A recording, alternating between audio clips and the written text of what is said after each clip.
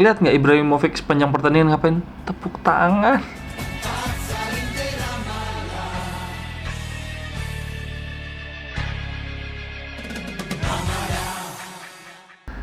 Halo teman-teman, ketemu lagi di Cerewetin Inter yang baru saja mengalahkan AC Merda. Gila, Milan jago banget, gokil. Gue sampai saking jagonya Milan, gue sampai nggak bisa bedain. Ini lagi derby apa lagi latihan anjir. Segobloknya tim itu ya Milan itu kemarin itu. Babak pertama dibungkus, babak kedua cuma gara-gara 200 detik pertama serangannya bertubi-tubi. Terus gue baca di beberapa forum Milanisti ngerasa, wah sebetulnya permainan berimbang. Ya elah, cuma gara-gara 200 detik pertama serangan bertubi-tubi, banyak bikin peluang, terus ngerasa pertandingan berimbang. Milanisti lu ngerti bola apa enggak sih? Ya lo lihat dong, lihat babak pertama udah nggak bisa ngapa-ngapain. Inter setiap bikin serangan berbahaya.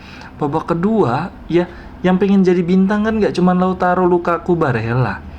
Handanovic juga pengen unjuk gigi lah derby. Ya dikasih lah kendor-kendor sedikit biar encok-encoknya pemain usia 37 tahun. Aduh, tetep nggak bisa bobol. Malah jadi 3-0.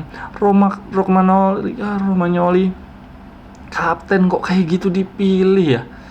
Lari nggak bisa, tackling nggak bisa, sundul bengong, Kier juga begitu.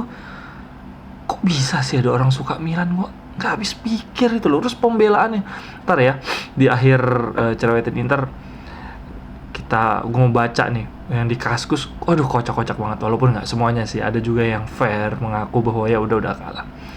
Inter kredit untuk Conte. Walaupun sebelum derby gue bilang kalau sampai menang selisih 4 gol, setengah dosa Conte termaafkan. Tapi ternyata Conte memang masih nggak lebih besar dari Mourinho yang bisa 4-0.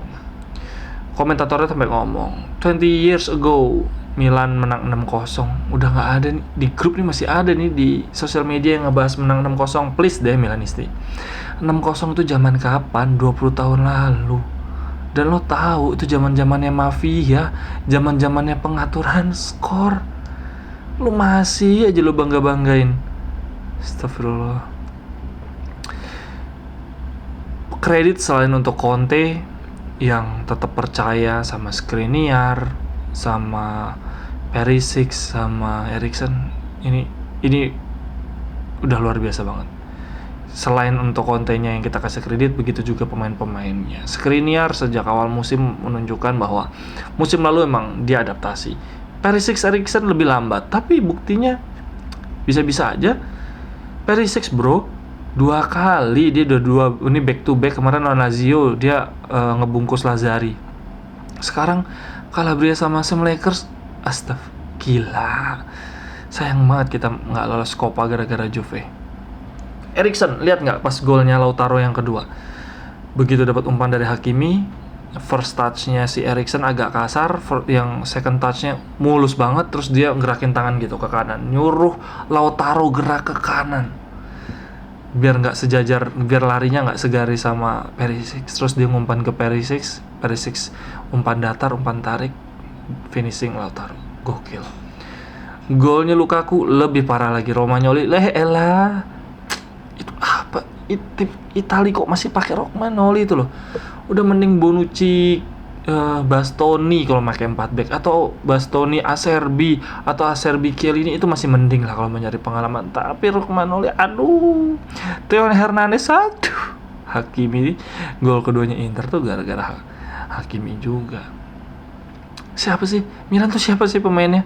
Leo, aduh, Ibrahimovic, lihat nggak Ibrahimovic sepanjang pertandingan ngapain? Tepuk tangan.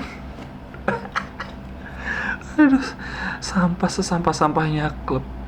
Kayak gini kok bisa peringkat 2 nih, liga apa?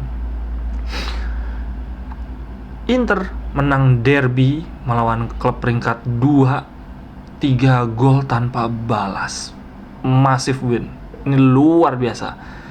Ini udah menjadi, ya ini pernyataan bahwa Inter kandidat kuat Scudetto dan Milan adalah tim yang gak bisa apa-apa tanpa penalti. Sam Lakers dikit-dikit jatuh. Ibrahimovic dikit-dikit jatuh. Ada layan apanya, Ibra. Eriksen main bagus banget, udah bisa bertahan. Sentuhan bolanya walaupun paling lambat di antara yang lain, tapi dia emang paling punya otak. Barella apalah yang kemarin lagi jelek banget, berapa kali miskom sama Lukaku. Tapi buktinya sejelek-jeleknya Barella, lebih jelek Kessie. Brozovic bagus banget. Tadinya gue udah berharap sebetulnya musim depan Calhanoglu gabung, tapi ternyata apalagi Vidal Gagliardini sampai main di babak kedua gantiin Barella. Itu udah ngeremehin Milan banget.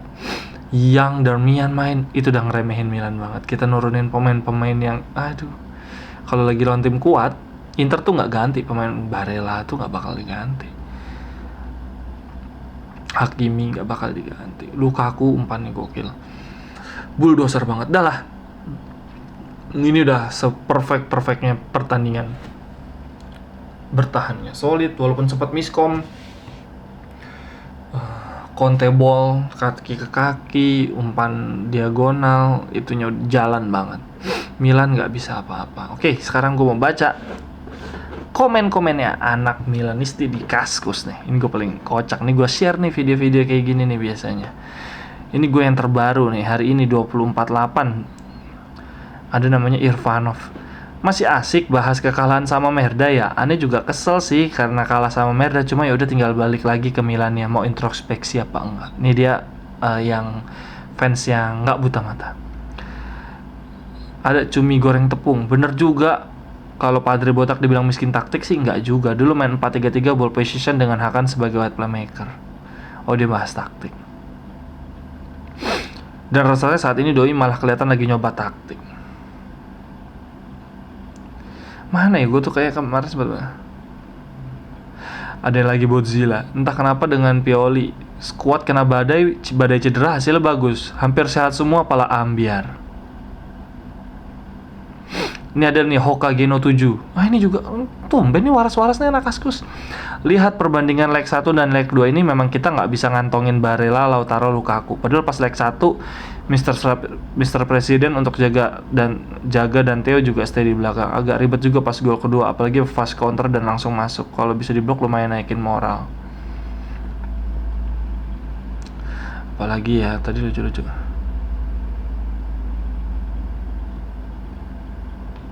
Mana ya, maaf teman-teman. Dengan komposisi pemain seperti sekarang, nih Sigma Boy, berharap Milan Scudetto sih nggak lebih kayak mengharap Leicester juara. Cuma keberuntungan aja, bahkan pelatihnya masih di bawah Ranieri. Bro, lu nyamain Ranieri, skuadronnya Ranieri di Leicester sama Milan. Ranieri dulu ada Kante. Gila kali. Ini mah apa ini Milan? Om cumi goreng tepung orang dalam ya langsung dilayani AC Milan apa ya. Momen nyesek semalam, Hakan tinggal cocor aja.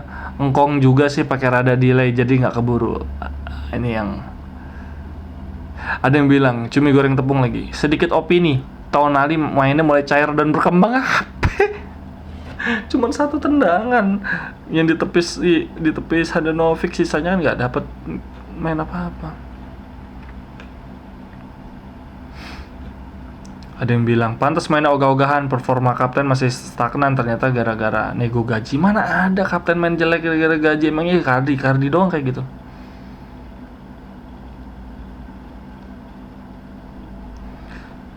Ada yang bilang nih, aneh baru lihat Dark from Hell. Gol 1 sama 3 kapten markingnya parah banget. Romagnoli kayak gitu masih dipakai, udah nggak masuk akal. Mana lagi?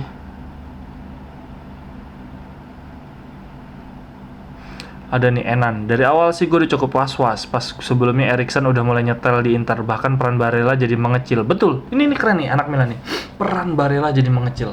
Barella biasanya banyak ofensifnya, sekarang diambil oleh Eriksen. Keren. Enan tahu bola nih dia. Ada lagi Mizaki. Kalau mau fair, kapten belum selevel sama Lukaku. Menyerahkan tugas jaga Lukaku sama kapten sama dengan keputusan bodoh. Loh, kok ini tiba-tiba anak-anak Milan pada waras-waras?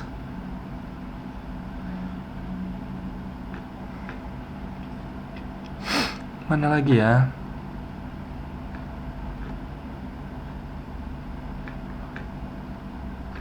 Mana lagi?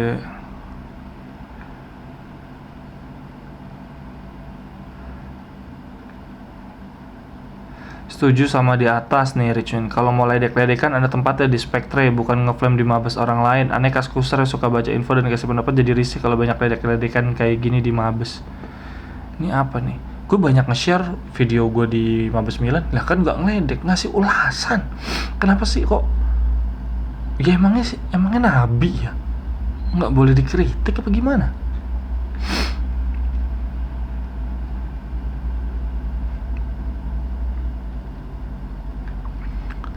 Mana ya? Ini baru halaman 2. Sabar ya teman-teman ya. Ini mumpung kita pesta ini. Employee 22. Kayaknya kapten di konsistensi aja penyakitnya. Biasanya juga back Itali baru kelihatan pengaruhnya di umur 29 ke atas. Apa Rockmanoli sampah.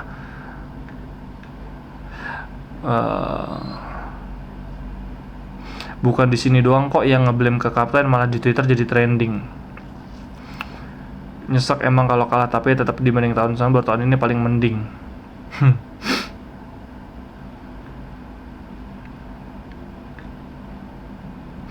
Mana ya?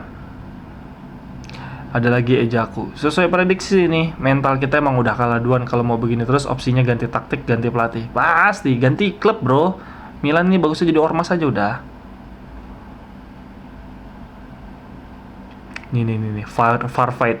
Ada orang yang bela-belain jadi impostor, post berkali-kali posting dari semalam, padahal orgasme kayaknya lab kesayangannya menang. Mungkin di kehidupan nyatanya beliau tertekan, gak ada yang bisa dibanggakan. Apa sih ini orang? Ya namanya juga bola, bro. Lu gimana sih memahami tifosi? Ya emang kayak begini dinamika kehidupan percintaan bola. Lu kayak gak tahu bola. Ngapain lu ngomong beliau tertekan di kehidupan aslinya, nggak ada yang bisa dibanggakan, bro? Ini lagi ngomong bola. Kayak nggak tahu, kayak nggak pernah ejek-ejekan aja. Nggak punya temen lo ya? Mungkin bahagia beliaunya di sini. Apa?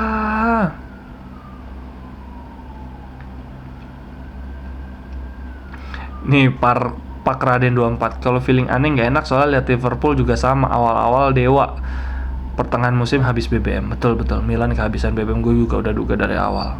Squad mereka bukan buat pemaraton. Ini ada lagi Dani 99. Udah sesuai perkiraan bakal kalah. Sayangnya peluang emas di awal-awal babak kedua nggak bisa masuk gara-gara Handap Longo mendadak dewa lagi. Handap Longo mendadak dewa lagi, bro. Ini Handanovic dari tahun ke tahun. Sejelek-jeleknya Handanovic masih top 3 kiper di Liga Italia. Lu Donnarumma udah tahun depan Donnarumma bisa-bisa ke Inter nih. Lu nggak sanggup bayar gaji. Kalau lihat atletisitas Iler, harusnya back Tomori, duet pivotnya Casey Meite. Tonali hampir nggak ada fungsinya. Betul, Tonali nggak ada fungsinya. Tapi Casey Meite ada. Kalau lihat atletisitas Iler gimana? Yang atletis itu cuman Barella, Brozovic, Markel, Eriksen. Ini mah bukan soal atletisitas. Kalau gelandangnya Inter itu Vidal, Barella, Gagliardini, baru lu ngomong atletisitas. Ini otak. Emang pemain tengahnya Milan otaknya nggak nyampe. Ini nih Rejazo nih, kasihan. Yuklah, dari awal emang targetnya 4 besar kan. Udah mulai. Buat yang di atas lama-lama malas juga di postnya, udah kayak bocah ngeflame di mabes orang, sok-sok post impostor. Ya elah bro, lu mau mabes mau apa? Anak kemarin sore apa gimana? Udah sih ngomongin bola, bro. Nyebelin, tiap kalah selalu babak belur via OSD. Nggak tahu nih paling kosong DN 13 LZ. Nggak tahu ya, jujur aja. Pas kebobolan 3 gol, hati malah lebih tenang.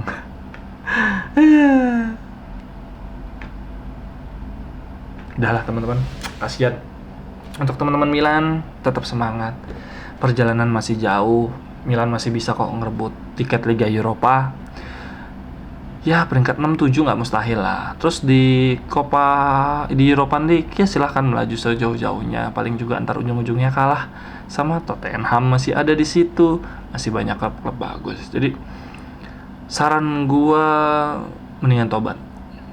Lu ganti nonton sepak takraw aja. Oke, sampai di sini dulu cerita di Inter. Selamat untuk fans Inter. Gokil. Kita 6 pertandingan cuma kebobolan 1. Kita habis bantai Lazio, bantai Milan. Forza Inter. Thank you.